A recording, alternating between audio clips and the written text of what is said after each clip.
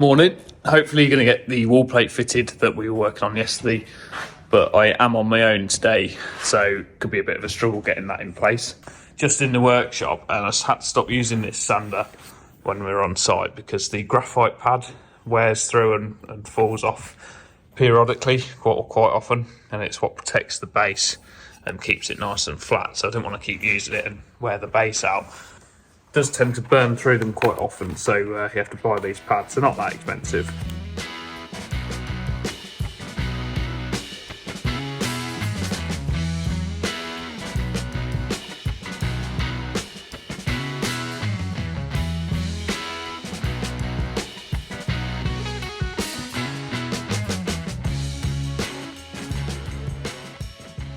There we go. Should be sanding like a good one. Look at the ridiculous size of the box that the belt sander came in. Like, it never gets used, it just gets lobbed under the bench because the belt sander's always out, but the sander sits in this bit here. What's the point? It's just a complete waste of space. You've got the sanding frame that goes around it, can go in the box with it, but it still could go in a box. It could probably go in a Sys 3. Right, let's get this bad boy into the van.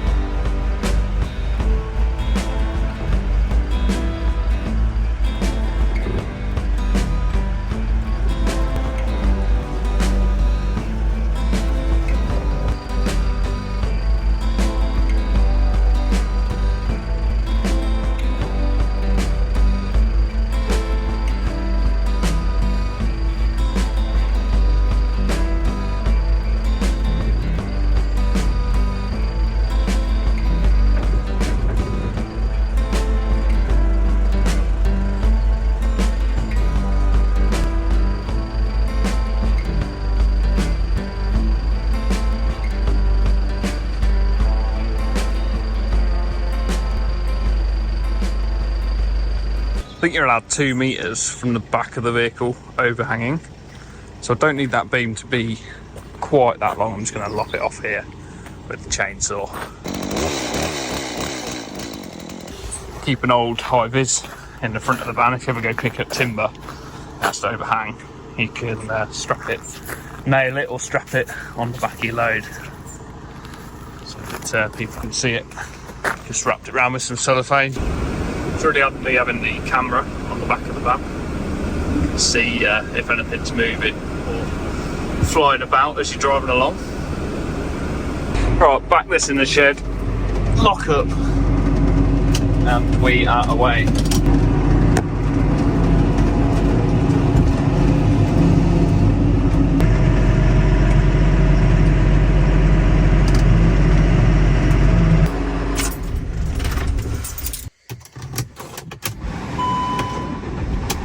Right, we're here, and this is how we sheeted it up.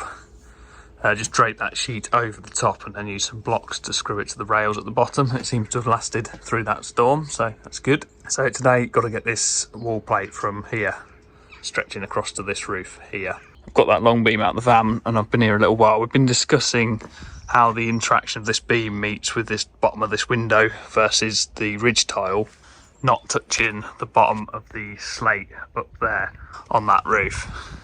So we've got the roof lines out. We want the bottom of this beam, which is the one that creates the ridge, to go back to the sort of the sight line of that window to be the finish line, and we'll just fill it in behind it to meet the window. Then the render will just be a render reveal around the sides. And then we've worked out, I've got a drawing outside I'll show you in a second, but we need a certain gap from that slate line at the top here down to the top of that beam. So we've worked that out and got the depth of this beam here and also the rough angles. They're not going to be exact until we've cut the bird's mouth and worked out how it interacts around this corner, so we want them the same heights, but I can give it a pretty much exact angle on the top of the beam and work out the height I've got there to cut this. Then I pointed out to the customer that this beam would be sat on the face of this wall and stick out by the thickness of the beam, which was 75mm. The reason it's so thick is he wanted chunkier timbers, but it brought the centre line of the roof here away from the edge of the wall, and that would mean your ridge tiles would finish to a point away from the wall, and like when you look from an angle here, wouldn't look ideal with the lead work. So we're going to work it so that it notches around the wall, make sure the centre of the ridge of the roof lands in to this wall or right on the corner of it, so it all sits nice and looks neat. So that means we've got to notch the long beam around there until we get to this joint that we cut yesterday, and then the other beam here thin down. I can rip that down on the bandsaw back in the workshop. There's a drawing we've done. Yeah, it's got two types of ridge tile, so if you use the most extreme version, it'll probably be more likely this one that we use, but that's the worst case scenario. Then we've just profiled the roof out, so slate batten, there's a little counter batten on top of the felt. Then we've got oak boarding, and then this is our rafter. So this is going to be the top of our ridge beam, which the boarding goes on top of, and this line here from that one we've lasered through, so the peak of the slate to the bottom side of that reveal. This is the line where the beam can come on that window line, so we've got that measurement and we can cut this beam down with the appropriate angles. Slightly complicated again because this angle on this side of the roof is less than this one, so it throws the centre line of the roof off the centre of this beam. So I've got to cut a bigger bevel off one side so that when the roof is built up that it remains in the centre of the beam. So yeah, it's all technical stuff. Well, nightmare, it's like blue skies, but throwing it down at the minute here. Just sod's law. Right, put a support in for the ridge beam at this side.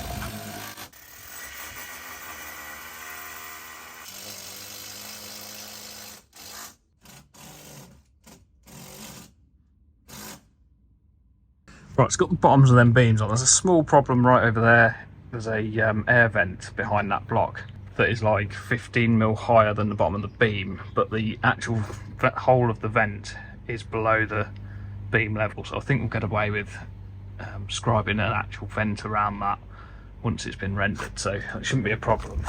Don't really lose any more height off the beam. It's already cutting this down quite a lot. Drawn the bevels on here, and I'll just set out the height of it in a second, and then I'll centralise it so that I'm cutting an even amount off top and bottom, so it doesn't affect my splice joint down here too much. I'm only taking about 20mm or so off the top and the bottom rather than it all off one edge.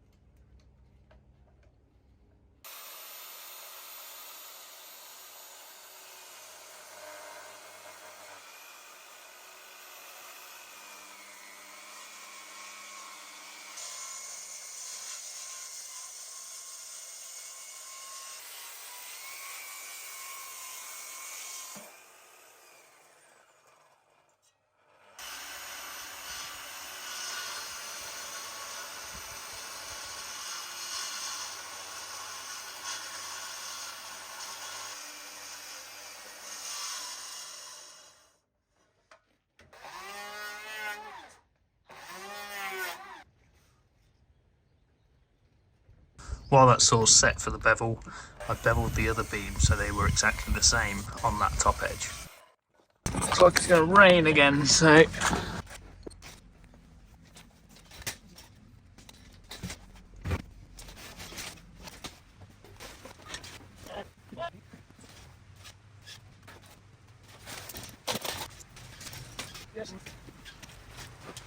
It's like the brightest day ever.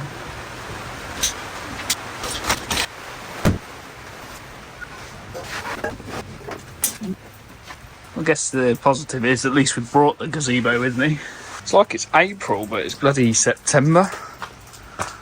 Look at that. Blue skies to that in like seconds. Great. Not really had a break this year. Every day out bailing was like, is it going to rain every 10 seconds? Let's carry on.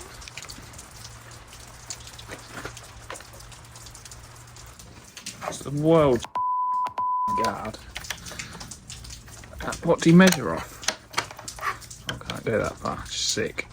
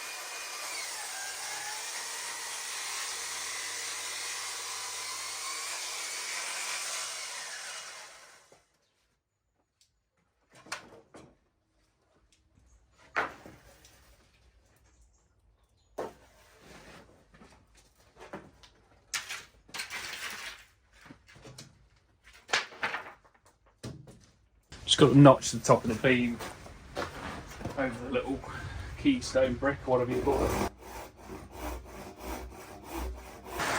According to my radar, we've got heavy rain now till 5 o'clock, which is just ideal. What do we do, eh? I think I might lob these in the van, wrap them up and go home, to be honest.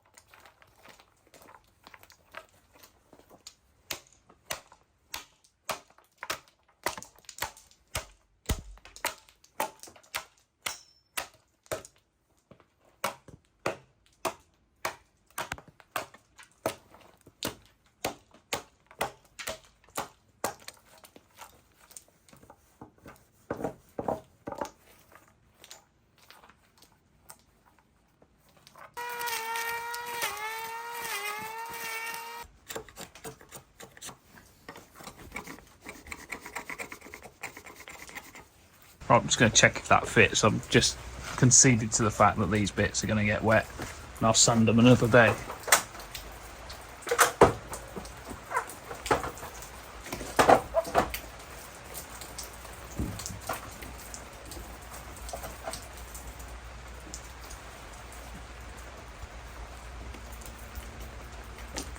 There we go, it's up and in place. So it wasn't too bad actually. But I just rested on that block. And I'll position that block so it catches both the bottoms of both beams, so I can put both of them on. And now that's in place, I can measure that one, cut it off to length, and take it back to the workshop and rip it down, which will be easier than doing it here. I think I might leave that one up there. Just want to get it in the right place, in line with both these sets of saddle stones, so that the roof's nice and straight. So cutting that on's dead easy, they're all nice and same cuts. The only thing I've got to do, which I've not done, which is a little bit annoying, is we were going to rebate the bottom of this beam so that when they do the silicon render, they can poke it up behind by sort of 10-15 mil, straight trowel it down, and then the beam is sort of sitting over the render but attached to the wall, so it's not pulling on the render, so that when that oak beam shrinks, which it will, we don't get like a joint line or a gap where the silicon render goes up to the beam now and then it shrinks away from it. As it shrinks, it will just still have render behind it. So I think I can turn it on its side over here on this lap, just router a little 15mm channel in that beam. So for a nice accurate measure of the next beam length, I've just got the offcut of the oak and using it to stretch between the wall and the cut.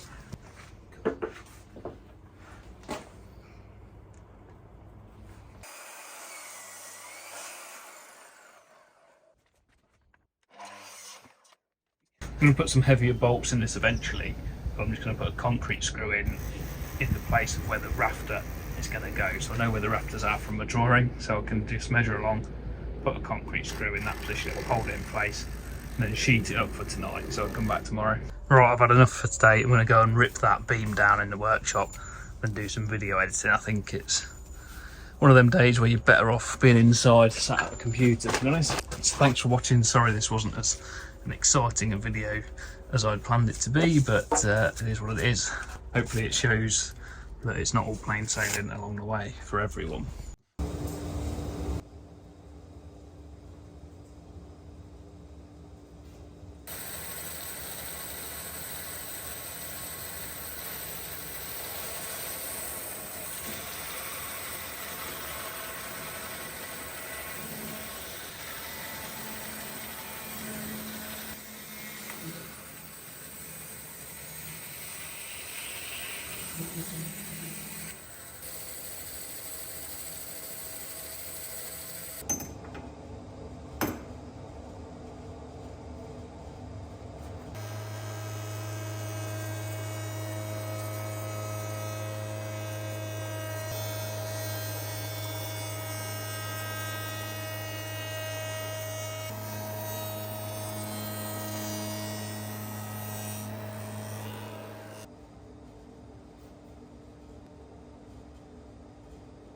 There we go. Right, got funeral tomorrow, so I'm not even going to get an awful lot done tomorrow either. It's just one of them weeks this week where I had a really good day at the start of the week on Tuesday, but you do an awful lot of work, a lot of head scratching, and you're stressing about loads of stuff.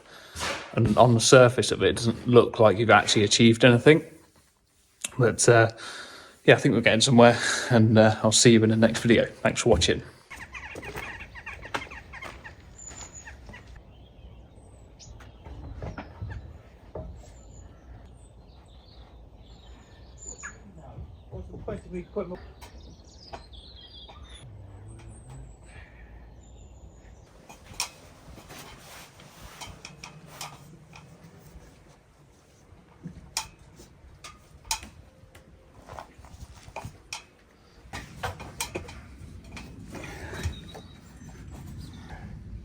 Oh, hang on, whoa. Alright. Okay. Is it your finger? It's alright, I've got another 4. That's it.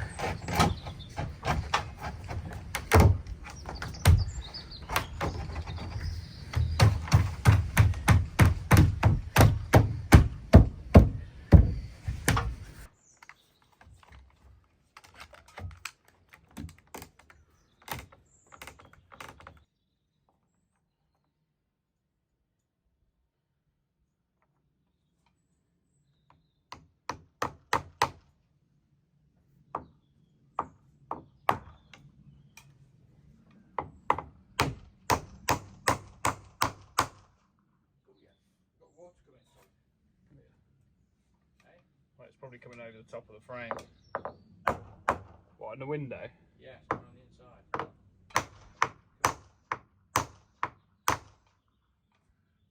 Just coming through your air vent holes.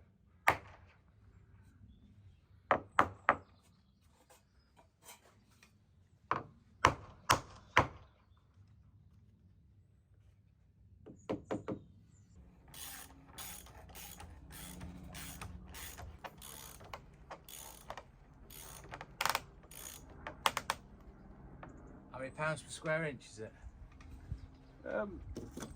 380 foot-pounds, roughly. What's the metric on that? What is it, mayonnaise? Yeah, I haven't got any marine grease. It's Tesco's mayonnaise, trust me, there's enough grease in that. Have you ever tried Tesco's mayonnaise? Mate, it is so greasy. To find that as well lubed.